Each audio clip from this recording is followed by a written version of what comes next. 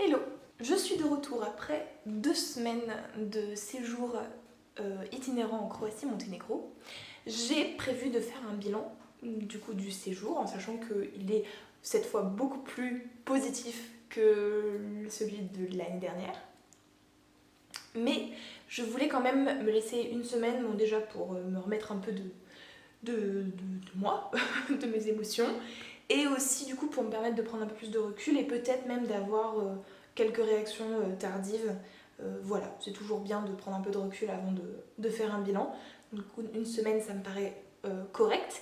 Si d'ores et déjà, vous avez des questions par rapport à des choses dont j'ai parlé sur Instagram, ou alors des questions complètement nouvelles ou diverses, ou les mêmes, ou n'importe quoi, n'hésitez pas du coup à m'en faire part en commentaire, sur Insta, sur Twitter, enfin bref, vous allez trouver un moyen de me contacter.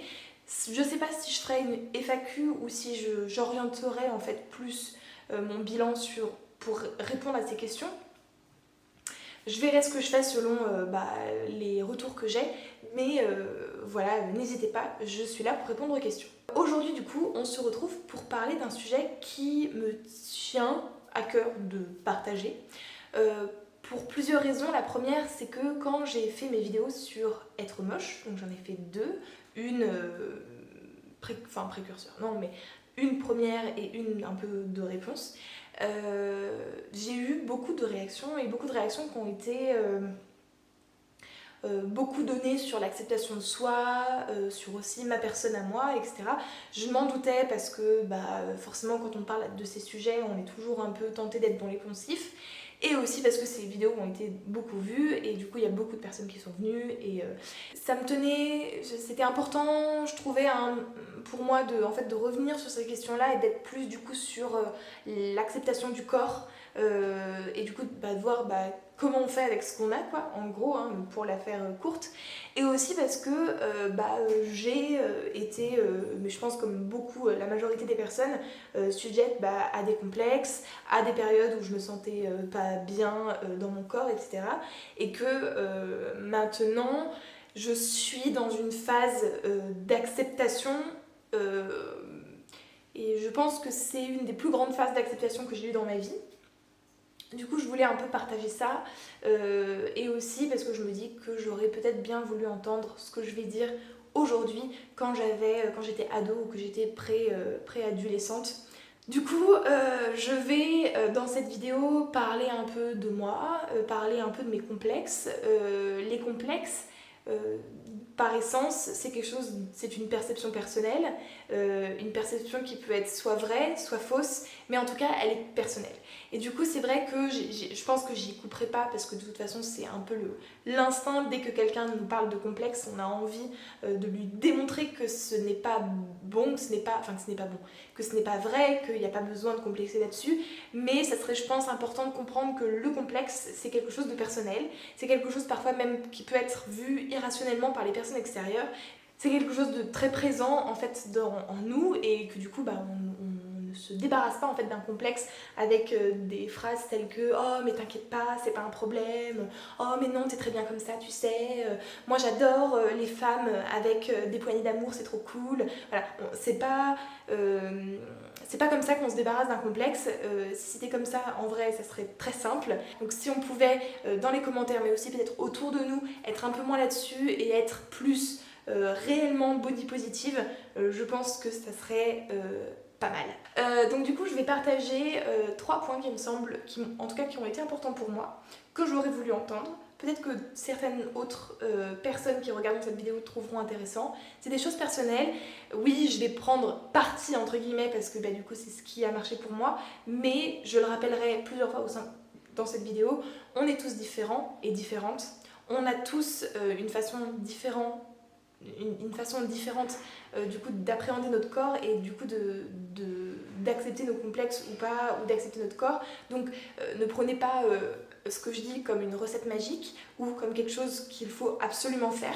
C'est quelque chose qui reste absolument personnel et de toute façon vous faites ce que vous voulez avec votre corps, vous êtes libre et personne en fait ne doit vous dicter ce que vous devez faire ou ne pas faire.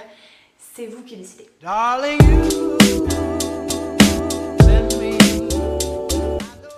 La première chose qui m'a aidée dans l'acceptation de mon corps, ça a été le numérique. Donc je ne sais pas exactement quel âge a les personnes qui me regardent, mais j'ai 26 ans et en fait le numérique a commencé à émerger quand j'étais à peu près mise au point, voilà, quand j'étais à peu près à l'époque collège.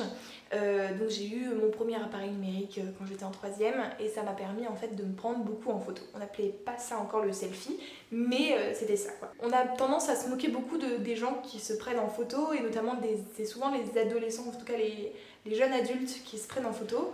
Moi j'ai une vision différente en fait de ça, vu que j'ai moi-même en fait profité du selfie pour voir mon image. Il faut savoir en fait que notre image, c'est celle qu'on voit le moins. En fait, vous voyez les gens avec qui vous vivez, vous voyez vos amis, etc. Mais en fait, vous voyez très rarement. À l'époque, en plus, honnêtement, je ne passais pas beaucoup de temps devant le miroir. Du coup, j'avais du mal à appréhender mon image. Et donc, du coup, le selfie, le fait de me prendre beaucoup en photo, m'a permis en fait de m'habituer à mon image et de ne pas avoir un rejet en fait à chaque fois que je le voyais. Il faut savoir qu'avant le numérique, on prenait des photos avec des pellicules qu'on allait développer. Voilà. Et du coup, c'était peut-être une photo, 2 photos, 3 photos prises à un instant T. En tout cas, que vous ne choisissez pas vraiment, vous ne choisissez pas vos photos. Et puis même quand vous êtes en train de poser, ça va pas, ça vous plaît pas. Après, il faut savoir que, je sais pas si vous avez déjà fait des shootings, j'ai déjà fait des shootings pour des photos de CV par exemple, et en fait c'est pas une photo qu'on prend comme ça et hop c'est la bonne, c'est parfait. Au final on en prend plusieurs et ensuite vous choisissez quelle est la bonne, c'est comme ça que font les photographes et en fait c'est normal. Voilà. Mais ça on le sait pas parce que personne le dit vraiment et du coup forcément vous voyez vos photos, vous pouvez pas les choisir et du coup vous êtes en position de rejet à chaque fois que vous voyez votre image. Et du coup le selfie permet en fait de faire ce shooting là, c'est-à-dire que vous prenez plusieurs photos de vous, vous choisissez votre meilleur profil, vous découvrez votre corps en fait et du coup aussi dans ça vous commencez à être moins dans le rejet en fait de votre image et du coup à vous habituer en fait à vous. C'est pareil pour ce qui est de la voix. La première fois que vous entendez votre voix enregistrée, vous vous dites mais c'est quoi ce délire? Alors que moi, déjà d'avant aussi j'avais l'habitude d'entendre ma voix, mais même là depuis que je filme et que je monte mes vidéos, en vrai j'entends ma voix tout le temps, du coup je sais, maintenant je sais que c'est ma voix. Voilà, c'est la mienne et j'ai plus du tout de rejet et même plus loin du coup avec mon image de vidéo, j'ai pu voir qu'est-ce que ça faisait quand je rigolais, quand je parlais, quand j'écoutais, quand j'étais en train de très concentrée, très passionnée. Donc j'ai pu vraiment appréhender mon corps, l'apprivoiser et du coup être habituée à mon reflet, à moi, à mon image, à ce que je renvoie et de pas être dans un rejet et ça aide à l'acceptation de soi. Darling, la deuxième chose qui m'a aidée, ça a été bizarrement en fait de montrer plus mon corps. J'ai eu 3 gros complexes dans ma vie, des complexes que j'ai encore parfois, en tout cas ça reste toujours un peu sensible même maintenant. Le premier c'est la couleur de ma peau, qui est en fait extrêmement pâle. Ça se voit pas trop parce qu'en fait sur les parties visibles tout le temps, donc visage, bras, au final je bronze en fait, mais c'est juste que mon capital mélanine étant nul à la base, j'ai cette couleur là, que vous voyez là, et ça va être difficile d'aller plus loin. Mais du coup, je vous insère juste une photo comme ça pour quand même que vous vous rendiez compte et que ça soit pas justement pour pallier à ces discours très poncifs de « Oh non mais moi ça me choque pas ta couleur de peau ». Petite parenthèse d'ailleurs en parlant de la couleur de peau, pour en avoir déjà parlé avec certaines personnes autour de moi, je tiens quand même à redire que ce complexe-là ou ce problème qui est personnel et qui fait juste partie de moi, en fait n'a absolument rien à voir avec les problèmes des personnes racisées. Voilà, je tiens à le dire parce que j'ai déjà eu des personnes qui réagissaient un peu en mode « ouais, le racisme, machin ». Non, il n'y a pas de racisme derrière ma couleur de peau. C'est juste moi, personnellement, qui ai eu du mal à accepter ma peau très pâle et aussi certaines personnes du coup qui focalisaient sur ma peau. Donc j'ai eu des choses pas cool dites, genre cacher l'aspirine, machin, mais aussi des gens qui focalisent sur ma peau, sur la protection solaire, etc. Chose que qui est assez relou en fait parce que oui j'ai une peau sensible, oui je prends du coup je suis très sensible au soleil et pas seulement, je fais aussi des allergies, enfin bref, donc j'ai une peau extrêmement sensible pour de vrai. Et du coup les gens focalisent sur ma peau, surréagissent quand ma peau surréagit. Du coup voilà, donc c'est très chiant. C'est très chiant à gérer en fait parce que c'est déjà relou pour moi parce que je supporte ma peau tout le temps et c'est vraiment quelque chose qui me demande du temps, que ce soit la protection solaire ou les réactions allergiques que je fais, et pas forcément à cause du soleil mais aussi les réactions urticaires, blablabla. Et en plus devoir gérer les surréactions des gens, aussi que les gens du coup veulent me materner tout le temps par rapport à ma peau, me dire de mettre la crème solaire, etc. Bon, c'est relou. Bref, je m'arrête sur le sujet. Mon deuxième gros complexe ça a été mes pieds. Mes pieds pour le coup c'est assez irrationnel entre guillemets, enfin, j'en ai conscience, enfin, c'est difficilement compréhensible. J'ai juste des grands pieds très larges, ça a été le bordel pour me chausser pendant très longtemps. Maintenant c'est vrai que je vis en Allemagne et qu'en fait il y a plus de grande taille, ça va mieux, j'ai aussi plus de budget donc du coup je peux taper un peu plus haut dans les chaussures. Du coup ça s'est un peu calmé mais c'est vrai que pendant très longtemps j'ai été très complexée de mes pieds et en été ça a été toujours un calvaire en fait de les sortir, de mettre des sandales.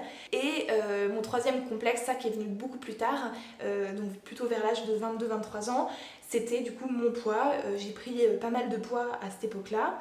Poids d'ailleurs qu'en fait je n'ai pas perdu, c'est-à-dire que je suis à peu près dans le même poids, la même taille que à cette époque-là. Mais j'ai mal vécu en fait la prise de poids et du coup même encore maintenant quand je vois des photos de moi à l'époque, peut-être je sais pas que ça se voit sur les photos que je suis complexée donc du coup j'ai du mal même encore maintenant à m'accepter. On parlait d'appropriation du corps, bah, j'ai encore du mal dans cette période-là et du coup pareil, bah, j'avais tendance du coup à me couvrir un peu plus, à pas montrer mes cuisses, à pas montrer mon ventre, à pas montrer etc. Là-dessus, quelque chose donc qui m'a aidée à me découvrir, que ça soit la découverte du corps, la redécouverte du corps, mais aussi enlever les couches, ça a été bien sûr déjà le fait de déménager dans un pays où le harcèlement de rue n'existe pas. Donc du coup, j'ai plus trop les mécanismes de la tenue vestimentaire en fonction de la sécurité, enfin plus trop en tout cas. Et aussi que il se trouve qu'à Berlin, mais je pense que c'est un peu général dans les grandes villes, la tenue vestimentaire est un peu plus cool et donc du coup c'est plus facile d'être en mini short, en crop top dans la rue. C'est pas quelque chose qui est choquant. Chose par exemple que quand j'étais dans le Baden-Württemberg avant, j'avais plus de mal à assumer le regard des autres. Maintenant c'est vrai que dans une grande ville c'est parfois plus facile, enfin c'est mon expérience perso en tout cas à Berlin. Et la mode aide, vu que en fait ces dernières années la mode est allée plus vers des tenues courtes et des tenues qui découvrent le corps que des choses longues, etc. Donc du coup ça aussi ça aide, c'est-à-dire que de voir des femmes, des hommes où on voit la peau, où on voit le corps, ça permet aussi de voir les autres corps, de se dire ah mais en fait je suis pas la seule à avoir ça, ah mais en fait c'est pas si mal, ça fait des sources d'inspiration, ça fait des sources de motivation et du coup ça m'a permis, mais c'est une longue bataille avec moi-même moi aussi, d'enlever les couches et du coup de sortir avec moins de vêtements sur moi. La petite aparté par rapport à ça, je vois beaucoup de choses sur les réseaux sociaux par rapport à la tenue vestimentaire. Alors je vais mettre, là pour le coup je vais vraiment prendre parti. Pour moi, en fait, on n'a pas à décider de la tenue vestimentaire des gens. C'est-à-dire que qu'elle soit couverte ou pas couverte, c'est pas à nous de décider. Et en fait, je comprends pas comment il y a des personnes qui peuvent se dire féministes pour le droit des femmes ou n'importe quoi, et qui en fait osent émettre du coup des jugements sur les choix vestimentaires des femmes, tels qu'ils soient et telles que soient les motivations. Ce que je dis par rapport à moi, au niveau du fait que le fait de montrer plus mon corps, ça m'a aussi aidé à... Enfin, de voir des gens montrer leur corps et du coup de montrer moi-même plus mon corps, ça m'a aussi aidé à me familiariser avec lui-même et aussi du coup à l'assumer plus et à l'accepter plus, mais c'est extrêmement personnel et j'ai bien conscience que c'est pas le cas pour tout le monde et que tout le monde n'est pas capable de faire ça, tout le monde ne veut pas faire ça et peut-être que ça ne marcherait pas forcément sur tout le monde. Voilà, je tenais à le dire et je tenais quand même à remettre un peu les pendules à l'heure par rapport à ces problématiques du corps et de vision du corps.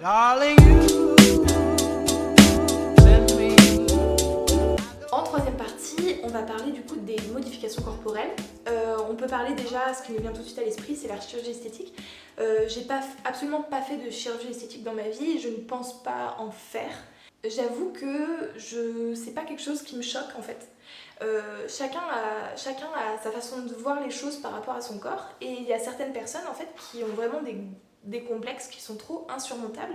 La vie est à la fois courte mais aussi longue, et c'est vrai que en fait si c'est trop insupportable pour vous de vivre votre vie avec une telle ou telle partie de votre corps, que vous avez les moyens, que c'est quelque chose qui vous dit, que c'est quelque chose que vous voulez faire, bah allez-y en fait, foncez, faites ce que vous voulez, faites ce que vous avez à faire pour vous sentir bien. Ensuite, il y a des modifications corporelles qui sont un peu plus soft, un peu moins onéreuses aussi, et qui permettent, pareil, de s'approprier son corps, de le changer un petit peu, peut-être de mettre l'accent sur certaines choses, de changer des choses que vous voulez pas. Donc je pense notamment aux cheveux déjà, c'est quelque chose dont vous avez le contrôle, la coupe, la couleur, les colorations. Vous pouvez, je pense notamment du coup pour les problèmes de peau, alors c'est quelque chose que j'ai eu fait, maintenant je fais plus, de mettre de l'auto-bronzant pour paraître un peu plus bronzé si vraiment c'est quelque chose que vous ne supportez pas. On peut aussi parler aussi des modifications corporelles qui sont un peu plus artistiques, comme le tatouage, le piercing. Ça aussi c'est des choses qui permettent je trouve, hein, en tout cas à mon sens, de s'approprier son corps, d'en faire ce qu'on veut, de se sentir un peu plus... de pas que subir son corps aussi, d'en faire ce qu'on veut, de le décorer, voilà. Je trouve aussi que le fait d'avoir de plus en plus de personnes tatouées, de plus en plus de personnes avec des couleurs de cheveux différentes, etc., ça permet de s'inspirer, d'avoir plusieurs envies, de le faire, peut-être ou pas. Ça c'est pareil, c'est à vous de voir, c'est à vous de décider, c'est votre corps, vous faites ce que vous en voulez. Moi personnellement, le tatouage, donc là c'est vraiment très personnel, ça me permet aussi de démystifier aussi le corps, de pas être un peu dans quelque chose de se dire oh là là, il faut absolument que ça reste impeccable, immaculé jusqu'à la fin, parce que déjà c'est faux, il restera pas immaculé. Il y a des vergetures, il y a l'acné, il y a des cicatrices, il peut se passer n'importe quoi dans votre vie aussi qui vous laisse des marques indélébiles sur le corps. Donc aussi se faire soi-même entre guillemets des marques indélébiles, ça permet aussi de démystifier le corps et peut-être du coup d'être moins complexé sur d'autres choses. Par exemple du coup dans le sens de ce que je dis moi-même, j'ai des vergetures et j'en fais pas, je suis pas en mon Dieu, j'ai des vergetures, il faut absolument que ça parte. Voilà, alors ça n'empêche pas de faire un peu attention, je dis pas qu'il faut accepter tout, je veux dire c'est pareil, c'est vous qui voyez les choses. Si vous voulez absolument pas de vergetures, faites ce qu'il faut pour pas avoir de vergetures. Donc tout ça pour dire que du coup les modifications corporelles, on a tendance à en faire beaucoup d'histoires, alors que bon, vous savez, on est sur Terre, alors ok, c'est vrai qu'on est complètement égocentré parce qu'on voit notre vie, on vit notre vie par rapport à nos yeux, donc du coup on a l'impression que tout a beaucoup d'importance, mais en fait on va vivre moins d'une centaine d'années à peu près sur Terre, c'est rien par rapport à l'échelle des temps, donc en fait la vie elle est très courte. Je pense que c'est important à un moment de faire la paix avec soi-même, de s'accepter et du coup de pouvoir vivre un peu ce qu'on a à vivre sans se mettre des barrières corporellement. Voilà, donc c'est-à-dire porter les vêtements que vous avez envie de porter, vous faire tatouer si vous avez envie de vous faire tatouer, vous faire des cheveux blonds, roses, bleus si vous avez mais en tout cas je pense que c'est quand même un message positif que je délivre là. J'aurais aimé l'entendre plus tôt et j'aurais aimé que quelqu'un me le dise plus tôt aussi. Et voilà, donc j'espère que ça vous aura aidé, que ça vous aura inspiré. N'hésitez pas à réagir, à partager vos expériences aussi de ce que vous avez pu faire pour accepter votre corps, peut-être partager dans les commentaires. Ne pas être focalisé sur les complexes et sur comment expliquer à d'autres que vos complexes, que les complexes des autres ne sont pas des vrais complexes. Peu importe, c'est la perception personnelle, c'est comme ça, il faut faire avec. Le but c'est juste d'accepter et de ne pas se mettre des barrières. Voilà, je vais m'arrêter là. Comme je le disais du coup, on se retrouve la semaine prochaine pour mon bilan de colo. N'hésitez pas si vous avez des questions par rapport à ça. Et je vous dis du coup un bon dimanche, une bonne semaine et à bientôt.